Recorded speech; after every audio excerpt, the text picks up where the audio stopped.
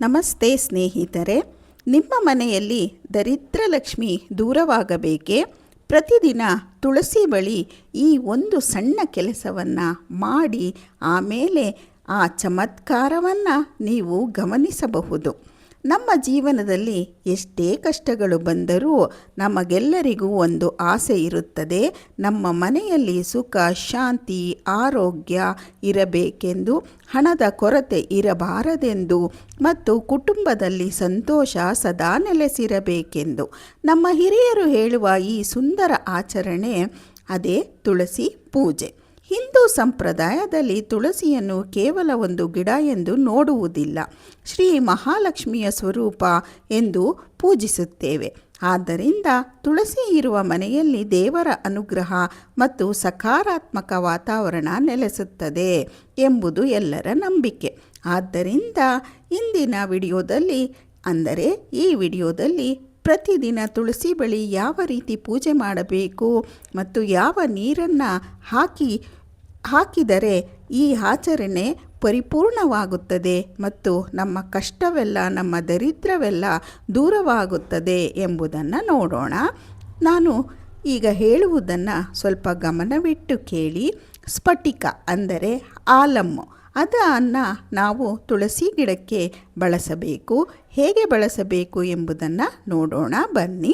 ಮೊದಲು ಬೆಳಿಗ್ಗೆ ಎದ್ದು ಸ್ನಾನ ಮಾಡಿ ಶುದ್ಧ ಮನಸ್ಸಿನಿಂದ ತುಳಸಿಯ ಬಳಿ ಹೋಗಿ ಒಂದು ಲೋಟದಲ್ಲಿ ಶುದ್ಧ ನೀರನ್ನು ತೆಗೆದುಕೊಳ್ಳಬೇಕು. ನಮ್ಮ ಬಳಿ ಸ್ಫಟಿಕ ಅಂದರೆ ಆಲಂ, ಅದನ್ನು ಸ್ವಚ್ಛವಾದ ನೀರಿನಲ್ಲಿ ಚೆನ್ನಾಗಿ ತೊಳೆಯಬೇಕು. ಒಂದು ನಿಂಬೆ ಗಾತ್ರದ ಸ್ಫಟಿಕ ತೆಗೆದುಕೊಂಡರೆ ಸಾಕು. ಒಂದು ಲೋಟ ನೀರಿಗೆ ಅದನ್ನು ಹಾಕಿ ಚೆನ್ನಾಗಿ ಕಲಕಿ ಅದನ್ನು ಕರಗಿಸಬೇಕು. ಅದು ಚೆನ್ನಾಗಿ ಕರಗುತ್ತದೆ ನೀರಿನಲ್ಲಿ. ಆಧ್ಯಾತ್ಮಿಕ ನಂಬಿಕೆಯ ಪ್ರಕಾರ ಈ ರೀತಿಯಾಗಿ ಸ್ಫಟಿಕದ ನೀರನ್ನು ನಾವು ಇದನ್ನು ತುಳಸಿ ಗಿಡಕ್ಕೆ ಅರ್ಪಿಸಬೇಕು. ಹೇಗೆ ಕರಗಿಸಿ ಇಟ್ಟಿದ್ದೇವೋ ಆ ರೀತಿ ಆ ಲೋಟಕ್ಕೆ ಸ್ಫಟಿಕವನ್ನು ಹಾಕಿ ಆ ಸ್ಫಟಿಕದ ನೀರನ್ನು ನಾವು ತುಳಸಿ ಗಿಡಕ್ಕೆ ಭಕ್ತಿಯಿಂದ ನಾವು ಅರ್ಪಿಸಬೇಕು. ಇದು ಒಂದು ಆಧ್ಯಾತ್ಮಿಕ ಆಚರಣೆ. ನೀರು ಹಾಕಿದ ನಂತರ ಒಂದು ತುಪ್ಪದ ಅಥವಾ ಎಣ್ಣೆಯ ದೀಪ ಹಚ್ಚಿ 3 ಅಥವಾ 7 ಪ್ರದಕ್ಷಿಣೆಯನ್ನು ಹಾಕಬೇಕು. ಆ ಸಮಯದಲ್ಲಿ ಮನಸ್ಸಿನಲ್ಲಿ ಹೀಗೆ ಪ್ರಾರ್ಥಿಸಬೇಕು: ಓಂ ಶ್ರೀ ತುಳಸಿ ದೇವಿಯೇ ನಮಃ. ನಮ್ಮ ಮನೆಗೆ ಮತ್ತು ನಮ್ಮ ಕುಟುಂಬಕ್ಕೆ ಒಳ್ಳೆಯದನ್ನು ಮಾಡು, ಆಯಸ್ಸು, ಆರೋಗ್ಯ, ಐಶ್ವರ್ಯ, ಸುಖ, ಶಾಂತಿ ಮತ್ತು ಸಮೃದ್ಧಿಯನ್ನು ಕರುಣಿಸು ಅಂತ ನಾವು ಬೇಡಿಕೊಳ್ಳಬೇಕು ತುಳಸಿ ಮಾತೆಯನ್ನು.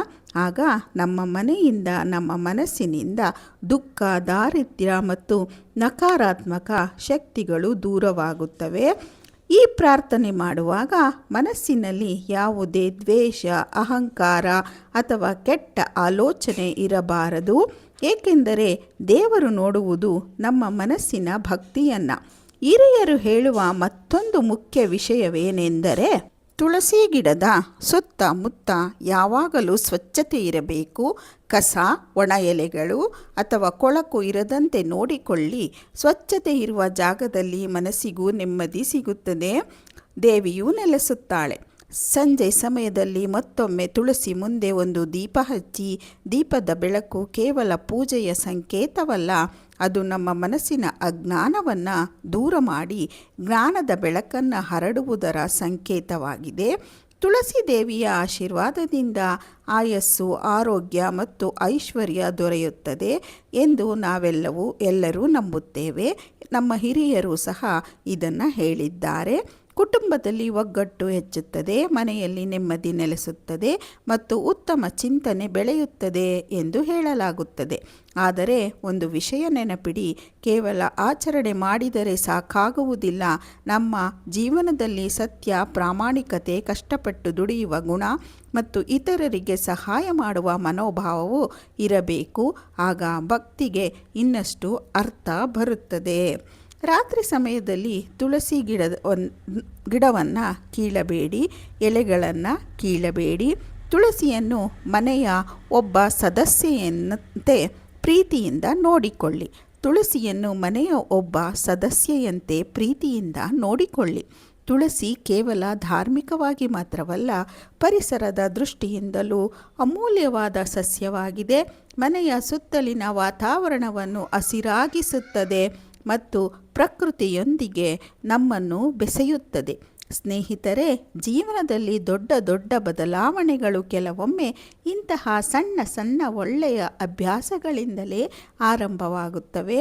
ಪ್ರತಿದಿನ ಕೆಲವೇ ನಿಮಿಷಗಳನ್ನು ತುಳಸಿ ದೇವಿಯ ಪೂಜೆಗೆ ನೀವು ಮೀಸಲಿಟ್ಟರೆ ಮನಸ್ಸಿಗೆ ಶಾಂತಿ, ಕುಟುಂಬಕ್ಕೆ ಒಗ್ಗಟ್ಟು ಮತ್ತು ಬದುಕಿಗೆ ಸಕಾರಾತ್ಮಕ ದೃಷ್ಟಿಕೋನ ಬದಲಾಗುತ್ತದೆ ಮತ್ತು ನೀವು ಐಶ್ವರ್ಯ ಮತ್ತು ನೆಮ್ಮದಿಯನ್ನು ಪಡೆಯುವಿರಿ. ಹಿರಿಯರ ನಂಬಿಕೆಯ ಪ್ರಕಾರ ಸ್ಫಟಿಕದ ನೀರನ್ನು ತುಳಸಿಗೆ ಅರ್ಪಿಸಿ ಭಕ್ತಿಯಿಂದ ಪ್ರಾರ್ಥನೆ ಮಾಡಿದರೆ ತುಳಸಿ ದೇವಿಯ ಆಶೀರ್ವಾದದಿಂದ ಆಯಸ್ಸು, ಆರೋಗ್ಯ, ಐಶ್ವರ್ಯ ಮತ್ತು ನೆಮ್ಮದಿ ಲಭಿಸುತ್ತದೆ. ನಿಮ್ಮ ವ್ಯಾಪಾರದಲ್ಲಿ ಅಭಿವೃದ್ಧಿಯಾಗುತ್ತದೆ. ನೀವು ಅಂದುಕೊಂಡಿರುವಂತಹ ಎಲ್ಲ ಕೆಲಸಗಳು ನಿರ್ವಿಘ್ನವಾಗಿ ನೆರವೇರುತ್ತದೆ ಮತ್ತು ನಿಮ್ಮ ಮಕ್ಕಳಿಗೆ ನಿಮಗೆ ಕಂಕಣ ಭಾಗ್ಯ ಕೂಡಿ ಬರುತ್ತದೆ. ಇವೆಲ್ಲವೂ ಸಹ ಈಡೇರುವುದು ಬೇಕೆಂದರೆ ನೀವು ಈ ಕೆಲಸವನ್ನು ತುಳಸಿ ಗಿಡದ ಹತ್ತಿರ ಮಾಡಿ. ನಿಮ್ಮ ಮನೆಯಲ್ಲೂ ತುಳಸಿ ಗಿಡ ಇದೆಯೇ? ನೀವು ಪ್ರತಿದಿನ ತುಳಸಿ ಪೂಜೆ ಮಾಡುತ್ತೀರಾ? ನಿಮ್ಮ ಅನುಭವವನ್ನು ಕಾಮೆಂಟ್ನಲ್ಲಿ ಹಂಚಿಕೊಳ್ಳಿ. ಈ ವಿಡಿಯೋ ನಿಮಗೆ ಇಷ್ಟವಾದರೆ ಒಂದು ಲೈಕ್ ಮಾಡಿ, ಶೇರ್ ಮಾಡಿ, ಕಮೆಂಟ್ ಮಾಡಿ ಮತ್ತು ಸಬ್ಸ್ಕ್ರೈಬ್ ಮಾಡೋದನ್ನು ಮರಿಬೇಡಿ. ಮತ್ತಷ್ಟು ಉತ್ತಮ ಮಾಹಿತಿ ಇರುವಂತಹ ವಿಡಿಯೋಗಳನ್ನು ನಾವು ನಿಮ್ಮ ಮುಂದೆ ತರಲು ಇಷ್ಟಪಡುತ್ತೇವೆ. ನಿಮ್ಮ ಸಪೋರ್ಟು, ನಿಮ್ಮ ಮೆಚ್ಚುಗೆ, ನಿಮ್ಮ ಸಬ್ಸ್ಕ್ರಿಪ್ಷನ್ನು, ನಿಮ್ಮ ಸಬ್ಸ್ಕ್ರೈಬ್ ಎಲ್ಲವೂ ಸಹ ನಮಗೆ ಮುಖ್ಯ.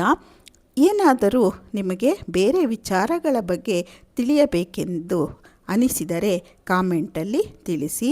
ಓಂ ಶ್ರೀ ತುಳಸಿ ದೇವಿಯೇ ನಮಃ. ಧನ್ಯವಾದಗಳು. ಮತ್ತೆ ಮುಂದಿನ ವಿಡಿಯೋದಲ್ಲಿ ನಾನು ನಿಮ್ಮನ್ನು ಭೇಟಿಯಾಗುತ್ತೇನೆ. ಇದು ಸಣ್ಣ ವಿಚಾರವೇ ಇರಬಹುದು, ಆದರೆ ನಿಮ್ಮ ಬದುಕಿನಲ್ಲಿ ದೊಡ್ಡ ಬದಲಾವಣೆ ತರುತ್ತದೆ. ನಮಸ್ತೆ.